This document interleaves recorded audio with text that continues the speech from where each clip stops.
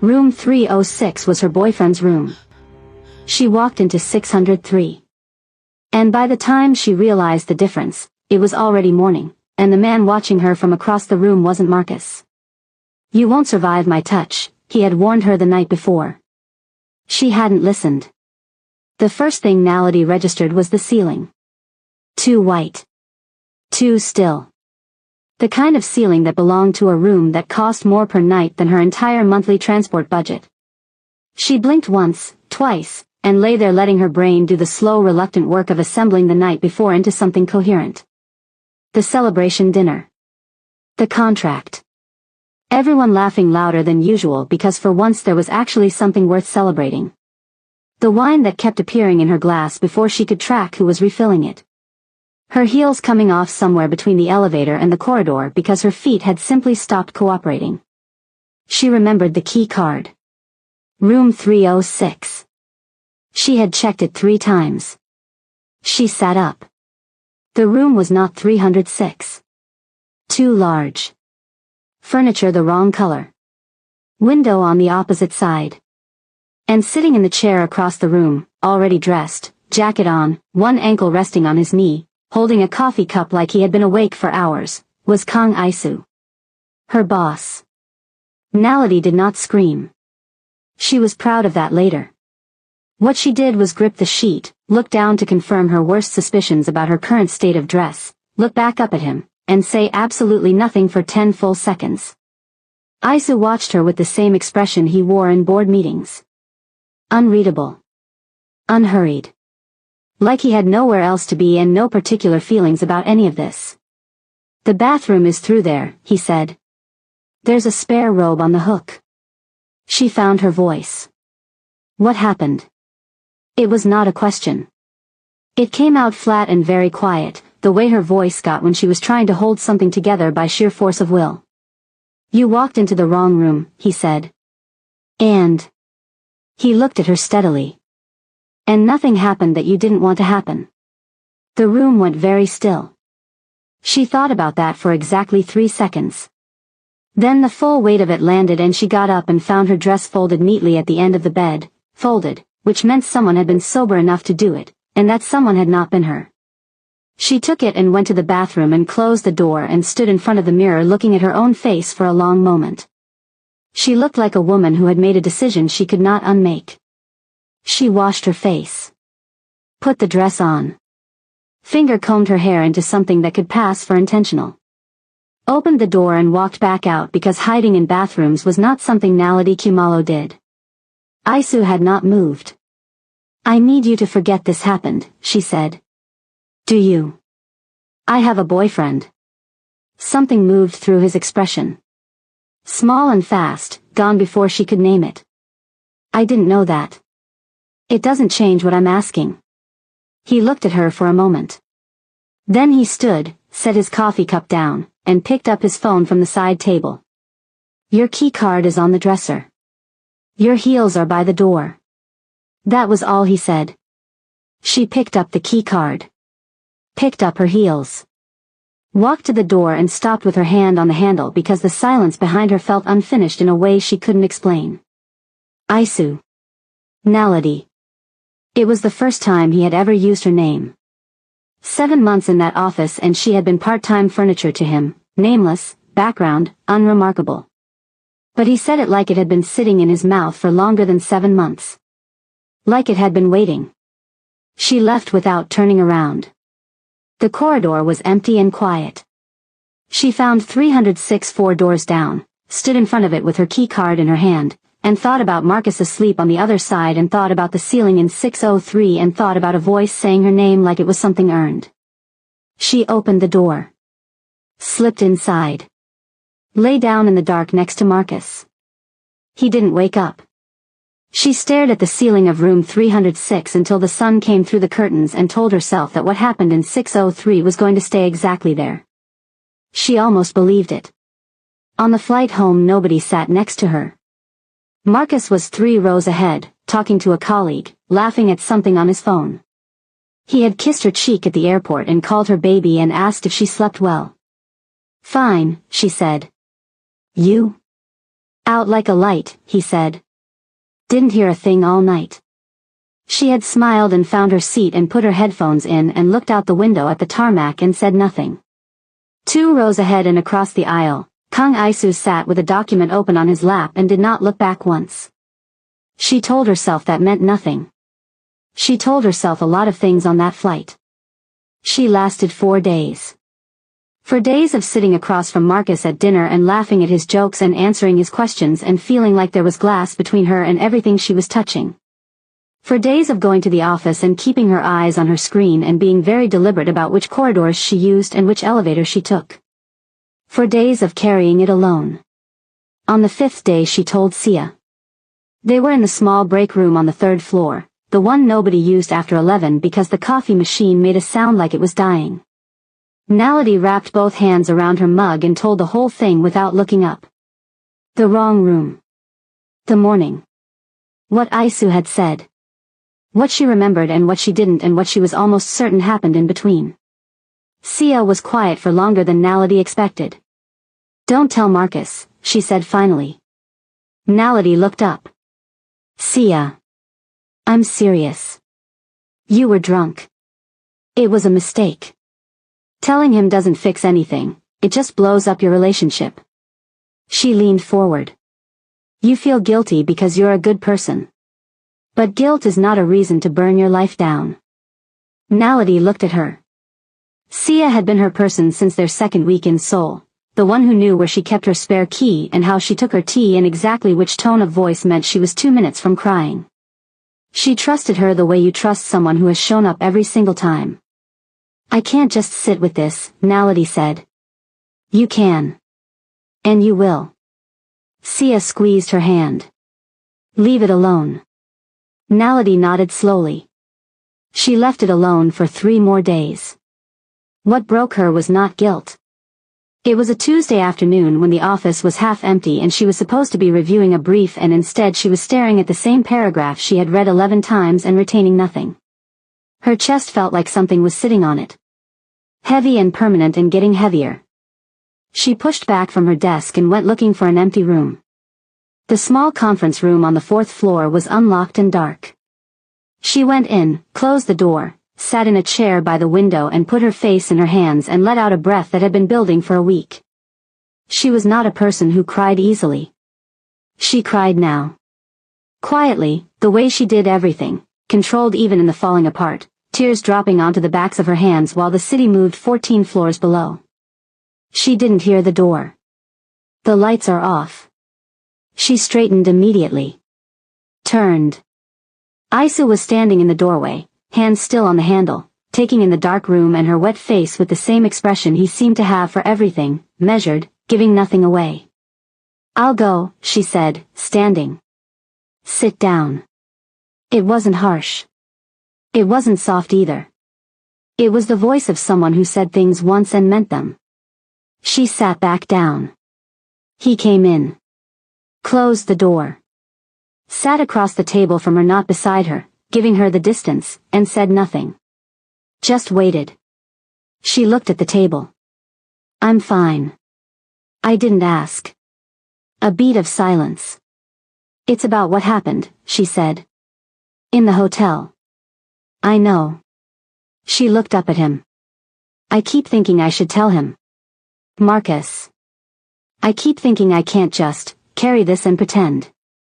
That's not who I am. Isu was quiet for a moment. What do you want me to say? I don't know. I don't even know why I'm telling you. Because I was there, he said simply. She let out a short breath that was almost a laugh. We were both drunk. Yes. And I walked into the wrong room. Yes. And I should have left. He looked at her. But you didn't. The silence after that was different. Heavier in a different way. Not crushing, just present, like something that existed between them that neither of them had put there on purpose. You don't need to carry it like a crime, he said quietly. It wasn't planned. It wasn't malicious. It was 2 people and 1 night and a wrong room number. He paused. Whatever you decide to do with it is yours to decide. But don't punish yourself for being human. She looked at him for a long moment. He looked back.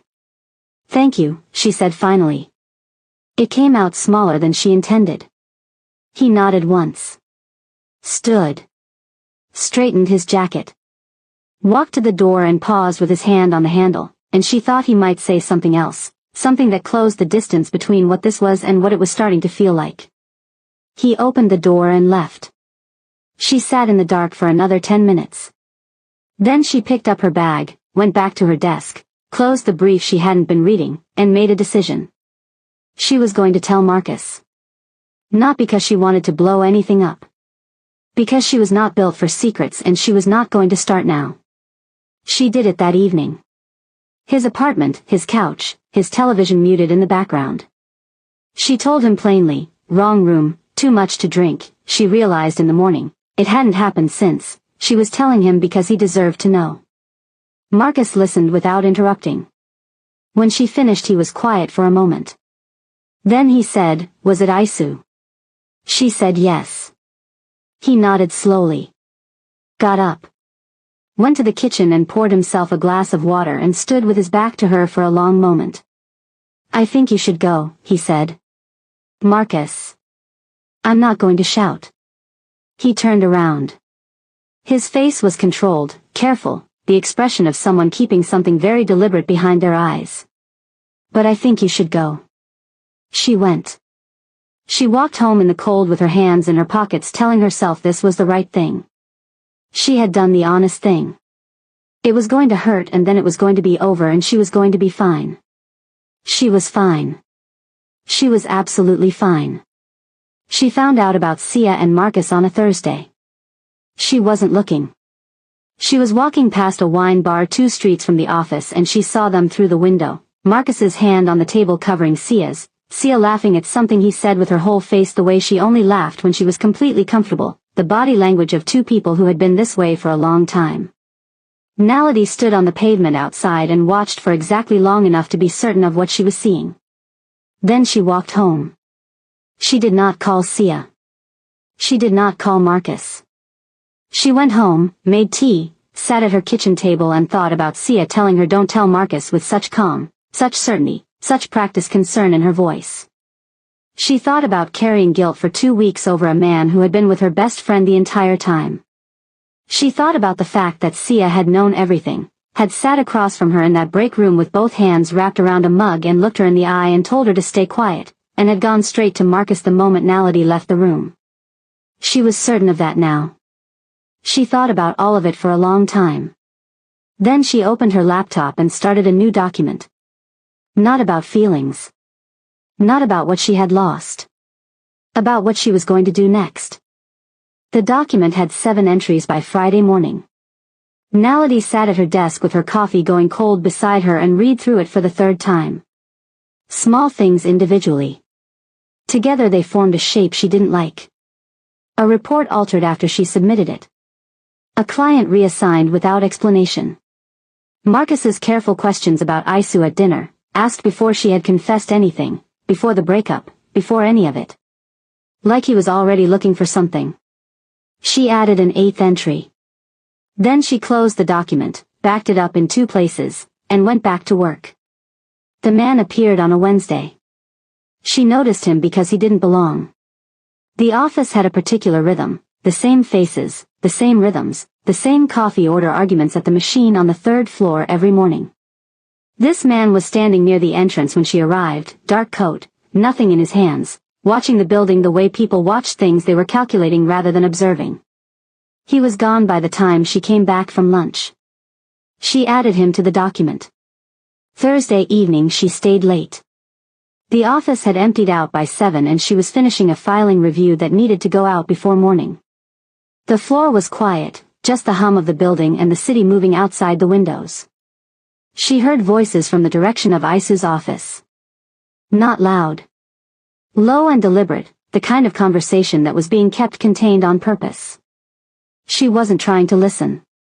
She was walking past on the way to the printer and she caught 3 words through the gap in the door. She's not involved. Isu's voice. Flat and certain. Then another voice, accented, unhurried. She is now. Silence. Nality kept walking. Got to the printer. Stood there with her hand on the output tray and told herself she had misheard. The building made sounds. Conversations had context she didn't have.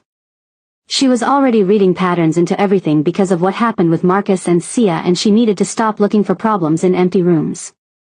She collected her papers and went back to her desk. She added it to the document anyway. The note was in her bag on Friday morning. She didn't find it until she was on the subway, reaching for her transit card, and her fingers touched paper that shouldn't have been there. She pulled it out. A small rectangle, folded once, no envelope. 4 words written in clean, precise handwriting. Stop getting close to him. She sat with it in her lap for the rest of the journey. Not shaking. Not panicking. Just very still, the way she got when something required her full attention. Someone had been close enough to put something in her bag. That meant the office. That meant someone who moved through the same spaces she moved through every day. She folded the note back up. Put it in her pocket. Went to her desk. Opened the document. Added entry 9. She looked up Kang Isu that evening properly for the first time. She had searched his name before, the basic professional surface, the company history, the press releases about the contracts his firm handled. Clean. Polished. The kind of digital footprint that had been managed carefully. She dug deeper this time. Used the university database access she had for legal research. Cross-referenced his company's registration history, subsidiary holdings, the names that appeared on founding documents. One name appeared 3 times across different entities. Shin Kyung-go, not a director. Not an executive. Just a name that existed in the background of everything Isu had built, quietly attached, never in the front. She searched Shin Kyung-go separately. The results were sparse in the way that meant someone had worked to make them sparse. But there was one article, buried, from a financial crimes publication 4 years ago. A paragraph about a money laundering investigation that had been quietly dropped. Shin Kyung-go named as a person of interest. The investigation closed without charges. She read the paragraph 4 times. Then she looked at the note still sitting on her desk. Stop getting close to him.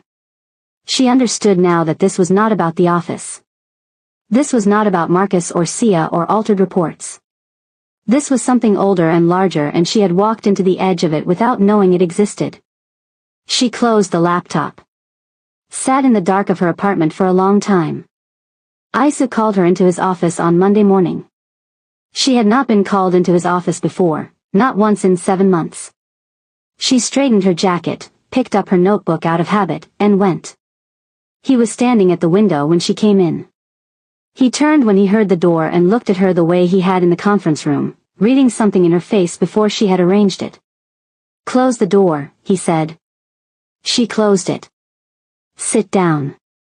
She sat. He didn't sit. He stayed standing, which meant whatever this was he wanted to be able to move through it. Someone left something in your bag last week. She went still. How do you know that? Because I've had someone watching the office. He said it plainly, no apology in it. Not you specifically. The building. There's been movement I don't like and I've been tracking it. Movement. People who don't belong here. Questions being asked about staff. Specifically about staff connected to me. She looked at him. The man in the dark coat. Something shifted in his expression.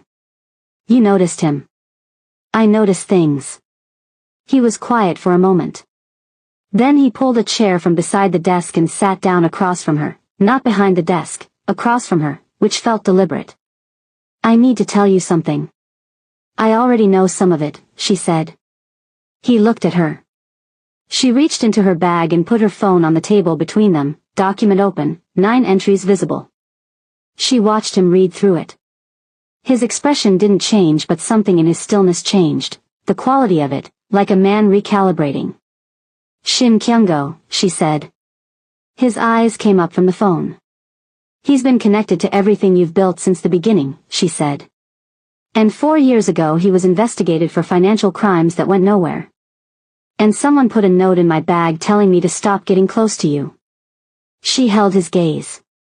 So I need you to tell me what I've walked into.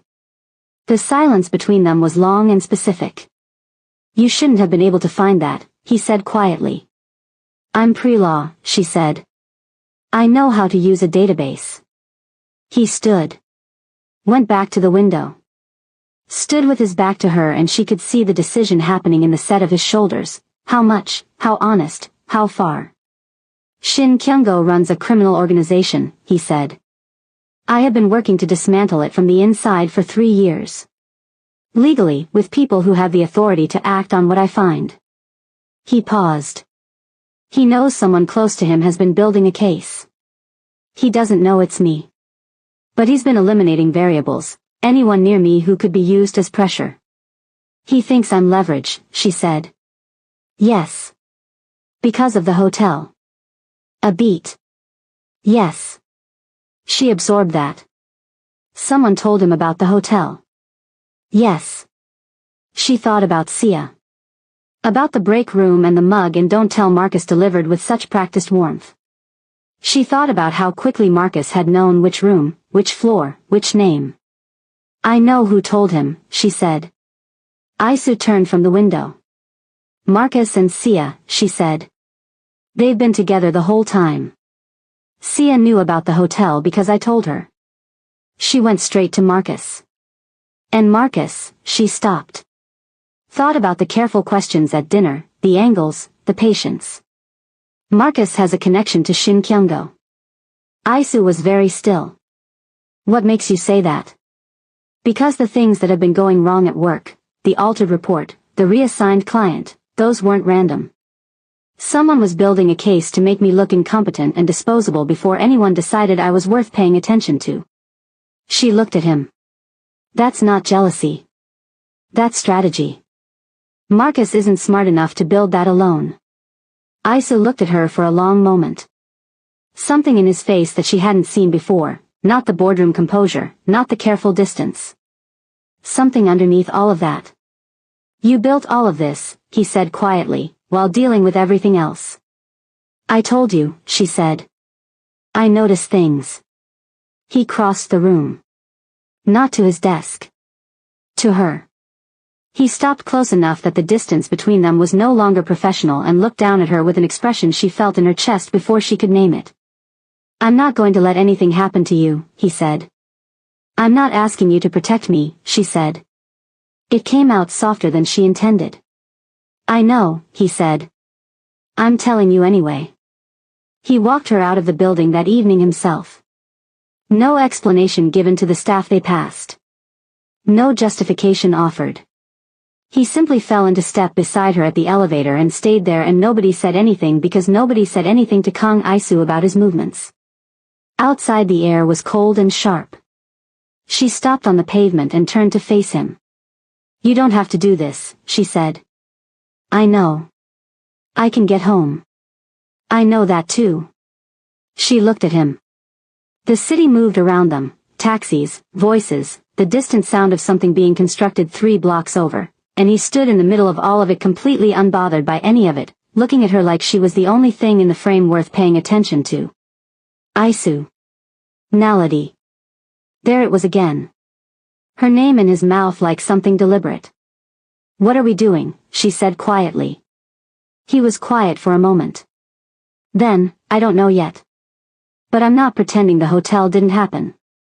And I'm not pretending the conference room didn't happen. And I'm not pretending that right now, standing here, I want to be wherever you are. She looked at him for a long time. The honest thing would have been to say she felt the same. She had felt it since the morning she woke up in his room and he said her name for the first time, and something in her chest recognized it before her brain caught up.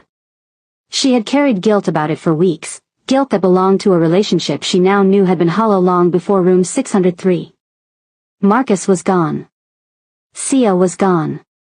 The weight she had been walking around with had not disappeared, but it had changed shape. It was no longer guilt. It was just the particular ache of realizing that the people you trusted had been performing trust rather than living it. Come upstairs, she said. Her apartment was warm.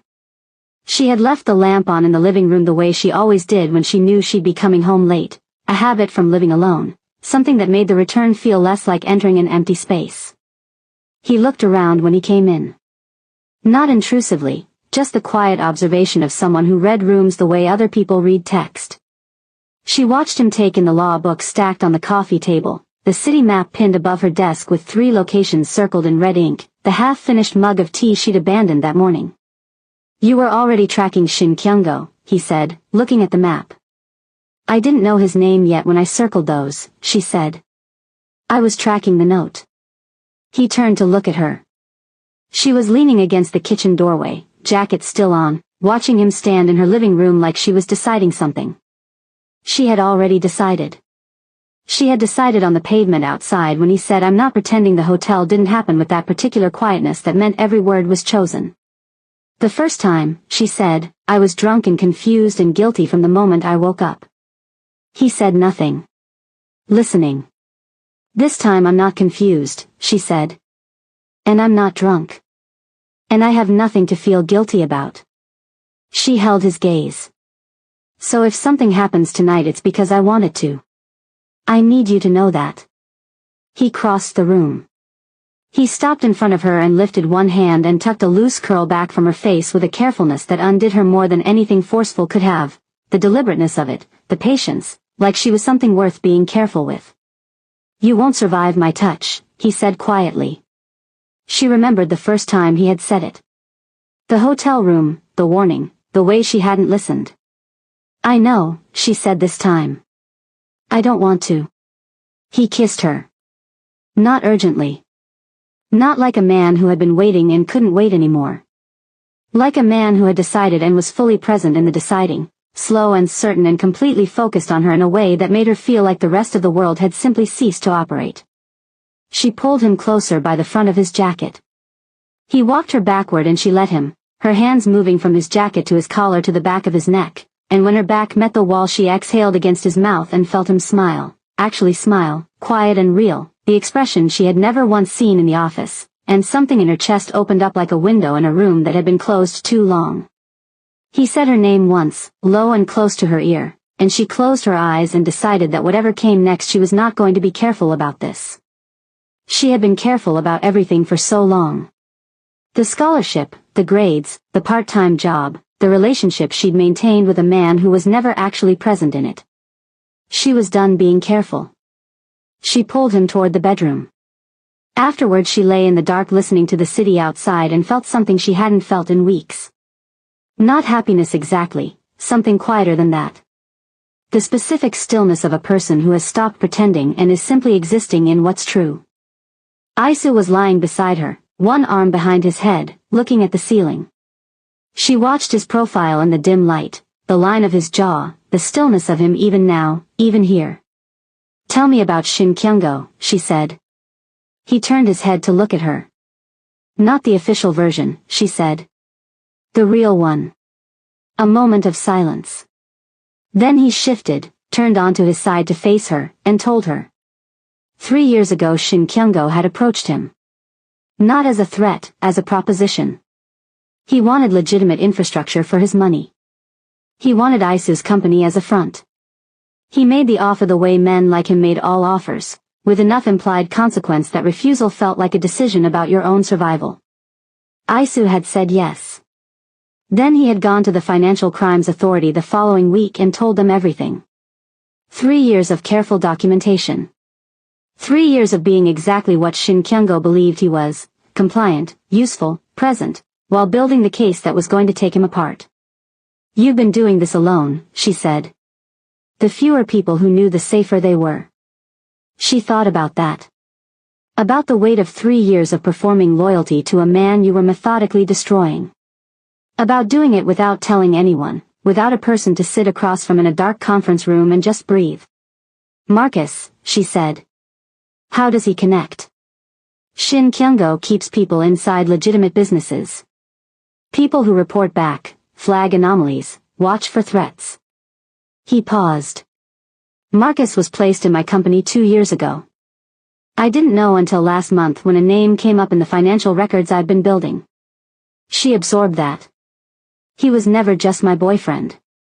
No. He was watching me to watch you. When you came back from the hotel he had something he could use. He reported it to Shin Kyung-go, who decided you were leverage. He looked at her. Sia, I don't think, knew the full picture. I think she knew Marcus was not who he said he was and chose him anyway. Naledi thought about Sia's face in the break room. The practiced warmth of it. The ease of the lie. She knew enough, she said quietly. He said nothing. There was nothing useful to say about it. She looked at the ceiling for a moment. How close is the case? 2 weeks. Maybe 3. There are 3 final documents I need from Shin Kyung-go's subsidiary accounts, and then the authority has enough to move. And between now and then? Between now and then he thinks you're leverage he can use to slow me down. His voice was flat and certain. He's wrong. What happens to Marcus? When Shin Kyung-go is taken down, everyone connected to him is taken down with him. Marcus will not walk away from this professionally or legally. She nodded slowly. She thought about 14 months. About dinners and airports and the way he said baby with such ease. She thought about Sia's hand being covered by his in a wine bar 2 streets from the office, and the particular nausea of understanding how long a performance had been running.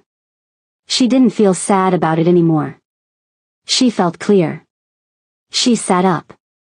Reached for her phone from the nightstand. Opened the document and turned the screen to face him. 9 entries, she said. Plus everything you just told me. Plus the subsidiary name I found in the database. She looked at him. I want to help you close this. He looked at the screen. Then at her. You're a part-time office worker, he said. There was something in his voice that wasn't dismissal, something closer to disbelief edged with something warmer. I'm a pre-law student, she said. In my final year. And I've been building this document for 2 weeks with no access to anything except a university database and my own eyes. She held his gaze. Give me access to what you actually have and I'll find what you're missing in 3 days. The silence stretched. Then Isu did something she had not seen him do once in 7 months in that office. He laughed. Not loudly. Just a short, quiet, genuine sound that changed his whole face, the composure breaking for one unguarded moment, something real and warm underneath. 3 days, he said. Maybe 2, she said. He looked at her for a long moment. Then he reached over and took the phone from her hand and read through all 9 entries carefully, and she watched his face as he read and saw the moment he understood exactly what she had built with nothing. All right, he said quietly. 2 days. She found it in 36 hours. Not 2 days. Not 3. 36 hours of sitting at Isu's private office desk with 4 screens and access to 3 years of documentation that had been built with the patience and precision of someone who understood exactly what they were constructing. She had expected it to be complex. It was complex. But complexity had never frightened her. She had spent 3 years in law school learning that the truth was always inside the complexity, patient and waiting, and the only thing required to find it was the willingness to keep looking after everyone else had stopped. The final piece was a transfer record. A subsidiary account in a holding company 3 layers removed from anything with Shin Kyung-go's name on it, but the routing code matched one she had seen before. The same routing code that appeared in the altered report someone had put her name on 3 months ago. She sat back. Marcus had not just been watching the office. He had been actively moving money through the company's reporting infrastructure. Small amounts. Precisely timed. Using altered documents, her documents, as the paper trail. She had not just been set up as leverage. She had been set up as the fall. If Shin Kyung-go's operation had been exposed before Isu completed his case, the altered documents with her name on them would have made her the most visible point of failure. A part-time foreign student with access to financial reports. It would have held up long enough to redirect attention and give everyone above her time to disappear. She stared at the screen for a long moment. Then she picked up her phone and called Isu. He answered on the second ring. I found it, she said. Come and see what Marcus was actually doing with my reports. He came within 20 minutes. She walked him through it methodically, the routing codes, the transfer records, the timing of the alterations mapped against the dates of Shin Kyung-go's subsidiary transactions. She showed him how the altered reports created a paper trail that pointed at her and away from the actual movement of money. She showed him the holding company, the 3 layers of distance, and the single routing code that collapsed all of it back to one source. Isu stood behind her and read everything she put in front of him without interrupting. When she finished, he was quiet for a long moment. "You were going to be the story," he said. "Yes." "While the actual movement went unexamined." "For long enough," she said. "Long enough for Shin Kyung-go to pull his people out and restructure. Long enough for Marcus to disappear with whatever he'd been paid." She turned in the chair to look at him. "They needed a face for the failure. I was the most convenient one in the building." He looked at her with something in his expression she was starting to recognize, the particular quality of his attention when he was feeling something he hadn't accounted for. She had first seen it in the hotel corridor. She had seen it again in the conference room. She was seeing it now. "Send everything to this address," he said, and wrote 11 digits on a piece of paper and put it on the desk beside her. "Encrypted. Tonight." "Who is it?" "The Financial Crimes Authority. The lead investigator on the case." He paused. "What you found completes the 3rd document I needed. With this they have everything." She looked at the paper. Looked at him. "It's done," she said. "Almost," he said. "Tonight it's done." She sent the files at 11:47 that evening. At 2 in the morning she was still awake, sitting at her kitchen table with tea she wasn't drinking, when her phone buzzed. "Isu." A single message. "They've moved. It's done." She put the phone down on the table and sat with that for a moment. 3 years of his work. 36 hours of hers. And somewhere in the city tonight Shin Kyung-go's operation was coming apart at every seam simultaneously, the way things did when the people building the case had been patient enough to wait until every exit was closed before opening a single door. She thought about Marcus. About the particular coldness of understanding that the relationship had been a placement, a strategy, a piece of someone else's architecture. She wondered if any of it had been real, any dinner, any laugh, any moment where he had looked at her and actually seen her, and decided it didn't matter.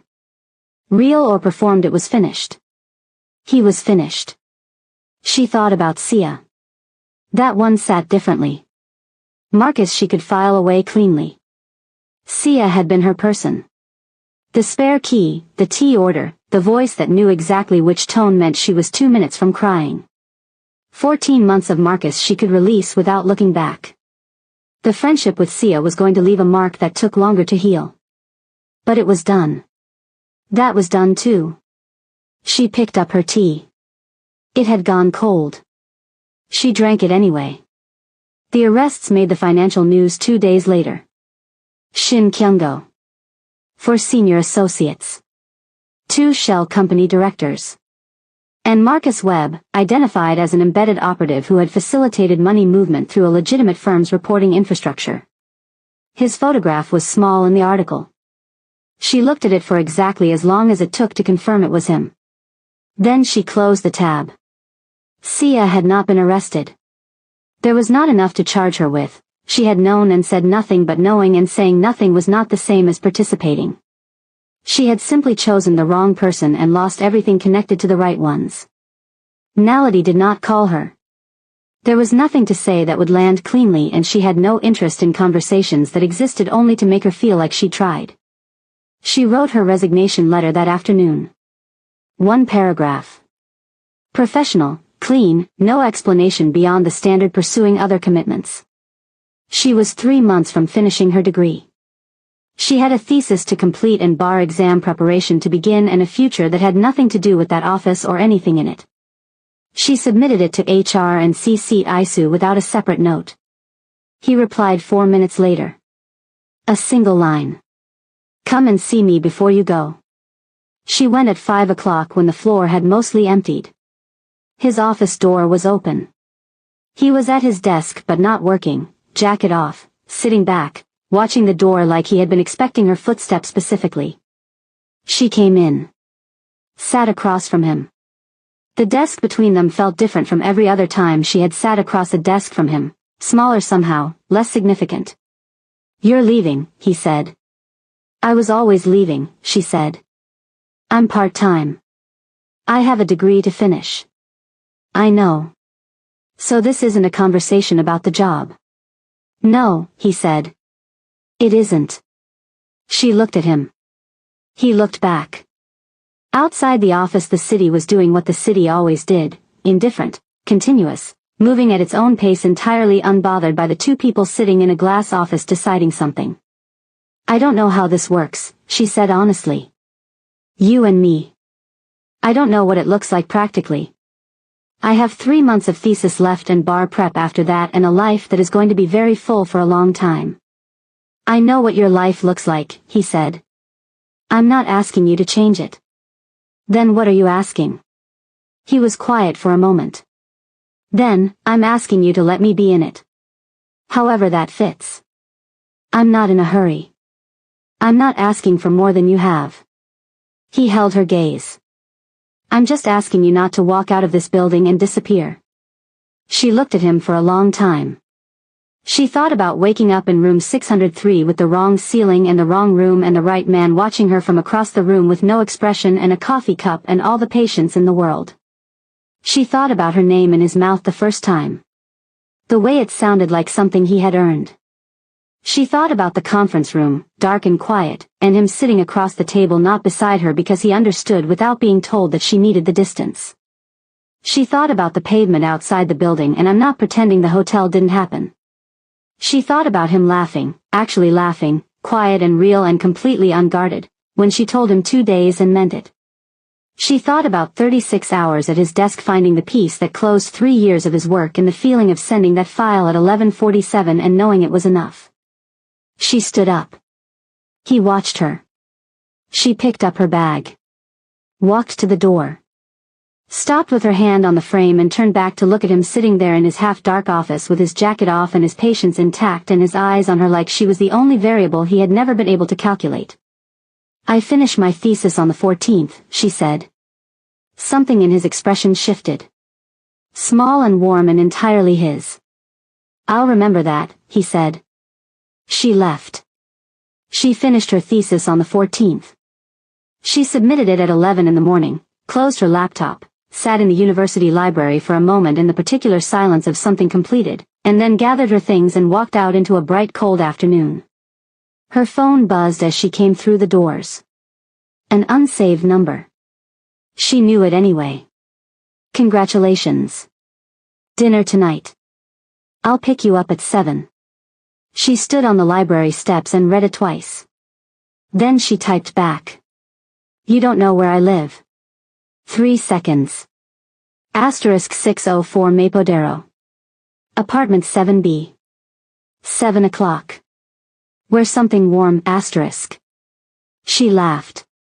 Loud and unguarded, standing on the library steps with her thesis bag over her shoulder and the cold air sharp around her. A student passing gave her a look. She didn't care. She typed back, "That's unsettling." He replied, "Pre-law. You'll learn to appreciate due diligence." She was still smiling when she got on the subway. Still smiling when she unlocked her apartment door. She stood in her living room and looked at the city map still pinned above her desk with 3 locations circled in red ink and thought about how much had changed since she drew those circles. She took the map down. Folded it. Put it in the drawer. Then she went to find something warm to wear. He came at 7 exactly. No bodyguard. No driver waiting downstairs. Just Isu at her door in a dark coat with his hands in his pockets and the particular expression she had learned to read, the one that existed underneath all the composure, the one that was only ever there when it was just the two of them. She opened the door and looked at him and he looked at her and neither of them said anything for a moment. Then, "You're on time," she said. "I'm always on time." "I know. It's annoying." He almost smiled. "Are you ready?" She picked up her coat from the hook. Stepped out into the corridor. Pulled the door shut behind her. "Where are we going?" she said. "Somewhere good." That's not an answer. "No, he agreed, and fell into step beside her toward the elevator. It isn't. She looked at him sideways as they walked. He looked straight ahead with the ghost of something on his face that she was fairly certain was contentment, quiet and settled and entirely unbothered by the fact that she was watching him have it. The elevator came. They stepped in. The doors closed. She looked at their reflection in the mirrored panel, her in her coat, him in his, standing close in the way they always stood now, the professional distance gone and something warmer in its place. "Isu," she said to his reflection. "Nality," he said to hers. She felt it in her chest the way she always did. Like something recognized. Like something that had been waiting since a wrong room number and a wrong ceiling and a morning she had spent 7 weeks trying to forget. The elevator opened into the lobby. They walked out into the city together. She walked into the wrong room and found exactly the right man. If this story had you emotional, had you frustrated, had you rooting for her through every single betrayal, that like button is waiting. Drop a comment telling me what you would have done in Nality's position. Would you have confessed to Marcus? Would you have walked into Isu's office? Talk to me. Subscribe for new stories every week and share this one so more people find the channel.